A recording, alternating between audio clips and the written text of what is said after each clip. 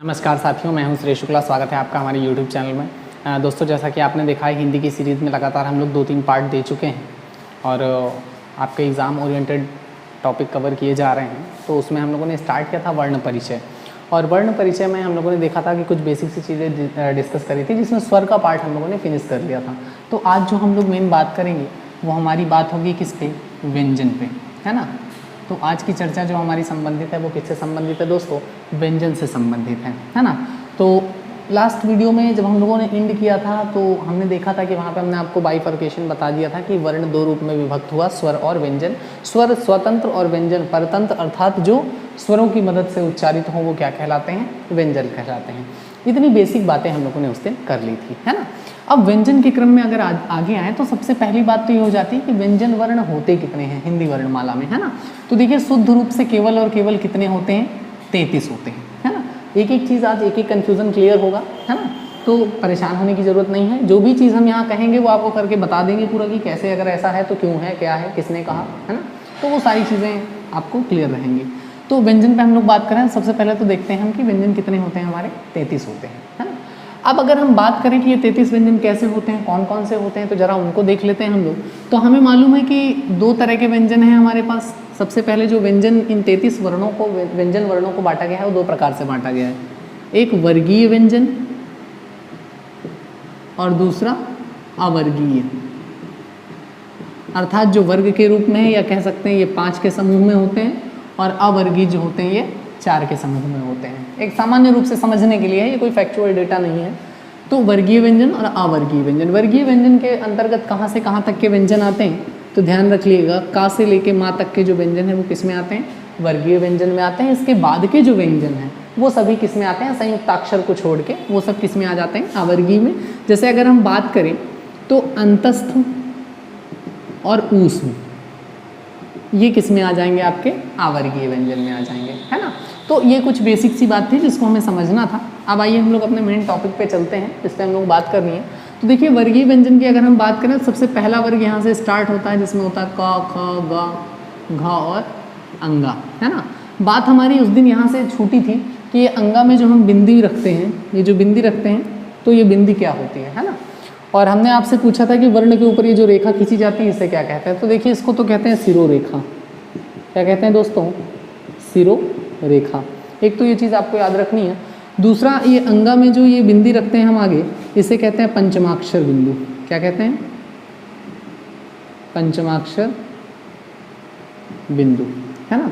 तो ये चीज़ आपने ध्यान रखना है। अब आप देखेंगे कि एक वर्ण में हम बिंदु कहाँ कहाँ रख सकते हैं। तो उदाहरण के तौर पे ले लें, सपोज ये का लिखा है, या और अच्छा उदाहरण लेना हो तो यहाँ पे डा लिख लीजिए, और एक बिंदी यहाँ, एक बिंदी यहाँ, एक बिंदी यहाँ, एक बिंदी यहाँ। 4 प्रकार से हम बिंदु रखते हैं, है ना। तो ये जो बिंदु हम रखते हैं सिरोरेखा के ऊपर, ये क्या कहलाता है हमारा? तो आपको पता है इसे हम क्या कहते हैं? अनुस्वार कहते हैं, है ना। और यदि किसी वर्ण के दाईं ओर हम बिंदु रखते हैं तो वो क्या कहलाता है हमारा? पंचमाक्षर बिंदु। क्या कहलाता है? पंचमाक्षर बिंदु कहलाता है ना। ये हिंदी वर्णमाला के वर्गीय व्यंजन 33 में से केवल एक वर्ण में रखा जाता है। इसी प्रकार अगर हम इस नीचे वाले बिंदु की बात करें, किसी भी वर्ण के, व्यंजन वर्ण के नीचे जो बिंदु रखते हैं इसे हम क्या कहते हैं? तो इसे कहा जाता है ताड़नजात चिन्ह। क्या कहते हैं दोस्तों? ताड़नजात चिन्ह। और ये हिंदी वर्णमाला में कितने व्यंजनों में रखा जाता है? तो सिर्फ और सिर्फ 2 में रखते हैं हम। कौन कौन से 2? तो बहुत बेसिक सी इन्फॉर्मेशन है। ये ढा में रखते हैं एक, और दूसरा हम किस में रखते हैं? ढ़ा में रखते हैं और ढ़ा में रखते हैं, है ना। क्लियर? तो आपको पता है तभी इन्हें क्या कहा जाता है? इन्हें इसीलिए कहा जाता है द्विगुण व्यंजन, क्योंकि ये 2 गुण समाहित करते हैं। एक तो ढा और डा के रूप में काम करते हैं, दूसरा ढा और ड़ा के रूप में काम करते हैं। तो इसलिए इन्हें क्या कहा जाता है? द्विगुण व्यंजन कहा जाता है। क्लियर? इसी प्रकार यदि किसी वर्ण के हम इधर रख दें, अर्थात बाईं ओर बिंदु रख दें, इसका उदाहरण लेने के लिए आप खा या गा को लीजिए, थोड़ा सा अच्छे से समझ में आएगा, है ना। आपने कई बार देखा होगा हम लोग वर्ण के बाईं ओर नीचे बिंदी रख देते हैं, तो ये क्या होता है? तो इसे कहते हैं हम लोग नुक्ता चिन्ह। क्या कहते हैं दोस्तों? नुक्ता चिन्ह। क्लियर है ना। नुक्ता चिन्ह, अभी देखिए हिंदी वर्णमाला में पर्टिकुलर बात करें तो नुक्ता चिन्ह का प्रचलन नहीं है, लेकिन यही अगर अरबी फारसी में बात करें तो कहाँ कहाँ होता है? तो का, ख, ग, ज और फा, ये वर्ण हैं जिनमें अरबी फारसी में क्या होता है? नुक्ता चिन्ह का प्रयोग किया जाता है। तो आपसे पूछ लिया जाए कि नुक्ता चिन्ह हिंदी वर्णमाला में कितने वर्णों में प्रयुक्त होता है? तो 5 में प्रयुक्त होता है। लेकिन अगर यही आप NCERT देखेंगे एनसीईआरटी देखेंगे तो वहाँ पे केवल और केवल किसको किसको दिखाया गया है, ख जा फा को, वहाँ पे का और गा को गोल कर दिया गया। तो ये परेशान होने का विषय नहीं है, 5 वर्ण होते हैं जिनमें हम नुक्ता चिन्ह का प्रयोग करते हैं या कर सकते हैं, है ना, क्लियर। तो इसके शब्द भी सामान्यतः आपने देखे होंगे, अरबी फारसी का जब हम देखते हैं तो वहाँ पे आपको ये चीज़ देखने को मिलती है।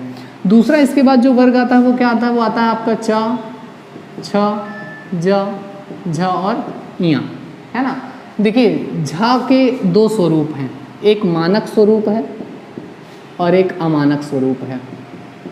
हर वर्ग से आपको एक प्रश्न बताएंगे जो उससे रिलेटेड होगा, जो पूछा जा सकता है। तो इसके 2 रूप प्रचलित हैं, एक मानक और एक अमानक। देखिए मानक क्या होता है, तो साहित्य की दृष्टि से जो सामान्य रूप से वर्तमान समय में स्वीकृत होता है उसे हम कहते हैं मानक वर्ण। और अमानक वर्ण क्या होता है, आदिकाल में कभी वो वर्ण किसी रूप में प्रचलित था लेकिन वर्तमान समय में प्रचलित नहीं है तो वो क्या हो जाता है, अमानक वर्ण हो जाता है। उसी प्रकार अगर आप झा को देखेंगे तो कहीं कहीं झा इस प्रकार से क्या होगा, आपको लिखा मिल जाएगा, है ना। या और इसके दूसरे स्वरूप हैं, ऐसे किसी प्रकार में झा आपको लिखा मिल जाएगा जो कि किस में आता है, अमानक वर्ण में आता है ना। तो ये है इसका कॉन्सेप्ट। इसके बाद क्या आता है, तो इसके बाद तीसरा वर्ग आ जाएगा आपका, कौन सा, तो ट, थ, ड, ढ और हम लोग टा वर्ग में आते हैं। तो यहाँ पे देखते हैं वर्ण कैसे मिलेंगे, ट, ठ, ड, ढ और ड़ा, है ना। तो यहाँ पे जो डा और ढा है ये किसके रूप में काम करते हैं, तो ये काम करते हैं द्विगुण व्यंजन के रूप में। किसके रूप में काम करते हैं, द्विगुण व्यंजन। कैसे करते हैं, तो यदि डा के साथ हम ताड़नजात चिन्ह का प्रयोग कर दें और ढा के साथ ताड़नजात चिन्ह का प्रयोग कर दें तो ये क्या बन जाते हैं, ड़ा और ढ़ा बन जाते हैं, है ना। तो इस तरह जब भी आपको इसमें अंग्रेजी में इनका जो है आपको प्रोनाउंसिएशन मिलेगा तो इसको हम आर से डिनोट करते हैं, है ना, आप गौर करिएगा।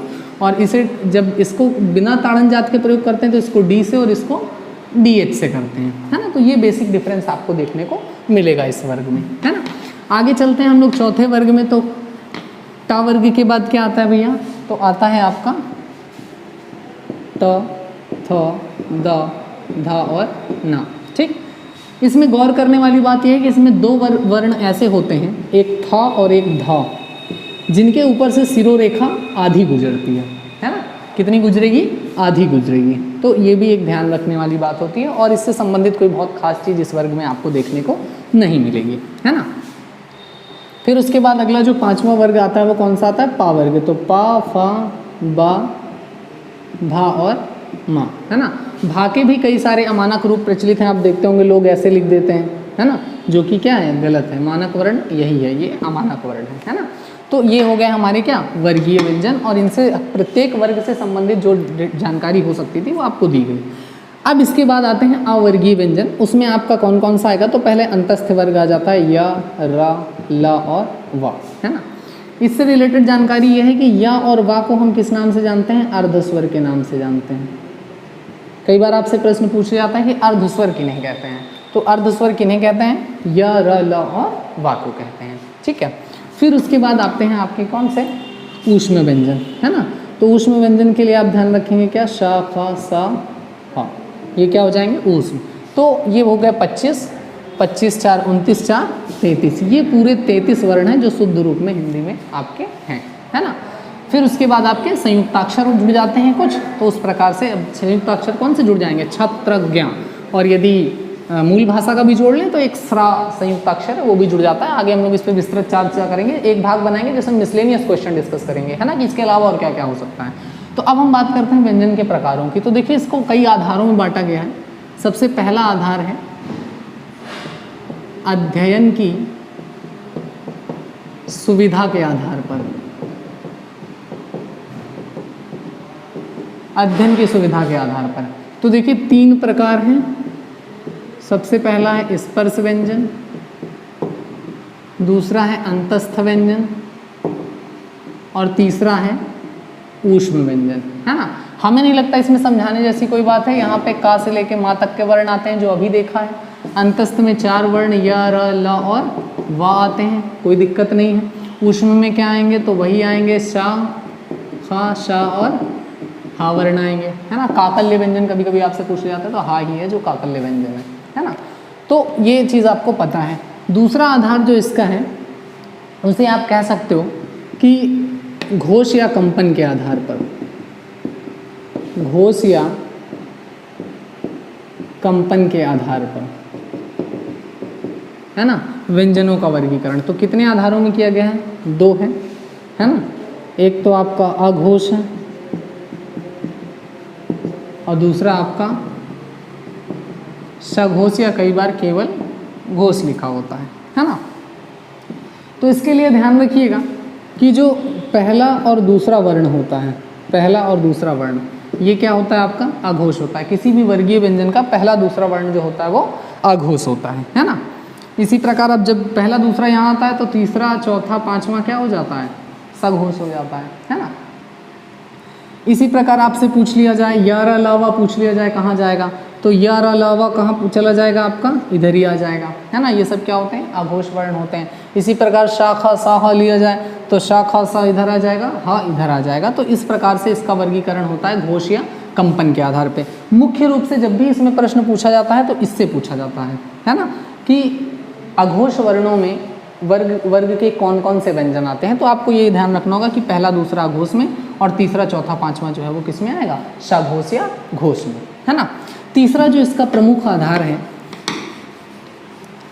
तीसरा जो प्रमुख आधार आता है वो है आपका प्राणवायु के आधार पर, या कहीं कहीं पे इसी को ध्वनि के आधार पे लिखा हुआ है तो कंफ्यूज नहीं होंगे।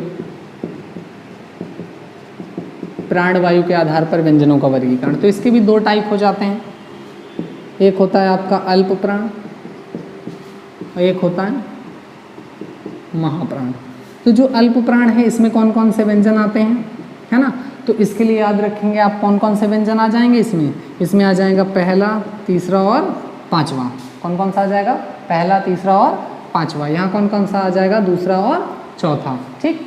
तो ये हो जाएंगे, और साथ ही सारे स्वर, समस्त स्वर, ये भी कहाँ चले जाएंगे? महाप्राण में चले जाएंगे। तो पहला, तीसरा, पांचवा से आशय क्या है? मतलब अगर का आया तो फिर खा नहीं आएगा, फिर गा आएगा, फिर घा नहीं आएगा, फिर अंग आएगा। तो पहला, तीसरा, पांचवा क्या होते हैं? अल्प प्राण वर्ण होते हैं, है ना, अल्प प्राण व्यंजन होते हैं। महाप्राण क्या होते हैं? दूसरा और चौथा। क्लियर है? तो इस तरह से आप इसको देख सकते हैं। तो ये कुछ वर्गीकरण है व्यंजनों के, जिनको हम लोगों को बहुत आराम से पढ़ते हुए चलना है। तो आज के पार्ट में हम लोगों ने 2-3 चीज़ें डिस्कस करी बेसिक, कि अध्ययन की सुविधा के आधार पर व्यंजन का वर्गीकरण, वर्गों से संबंधित प्रश्न, घोष या कंपन के आधार पर व्यंजन का वर्गीकरण, कौन से व्यंजन किधर आएंगे, और तीसरा हम लोगों ने पढ़ा प्राणवायु के आधार पर व्यंजन का वर्गीकरण। अगला जो पार्ट होगा उसमें 2 चीज़ें हम लोग डिस्कस करेंगे, है ना। एक तो उच्चारण स्थान के आधार पर व्यंजन का वर्गीकरण देखेंगे, और साथ ही साथ कुछ मिसलेनियस प्रश्न देखेंगे जो कि एग्जाम पॉइंट ऑफ व्यू से इंपॉर्टेंट हैं। आशा करते हैं आप जिसने भी फर्स्ट पार्ट से लेकर और अभी तक के सारे इंट्रोडक्शन पार्ट से लेकर अभी तक के सारे पार्ट देखे होंगे, स्वर व्यंजन से रिलेटेड काफ़ी क्वेश्चन जो एग्जाम के पॉइंट ऑफ व्यू से इंपॉर्टेंट है वो इसमें डिस्कस हो गए होंगे। इसके बाद भी अगर कोई दिक्कत आती है तो हम हर वीडियो में आपसे बोलते हैं कि आप कमेंट करिएगा, हम नेक्स्ट पार्ट में आपको उसको सोल्यूशन लेके आ जाएंगे, ठीक है। तो ज़रूर कमेंट करके बताइएगा वीडियो आपको कैसा लगा। चैनल को सब्सक्राइब करिए, वीडियो को लाइक करिए। तब तक के लिए thank you, all the best.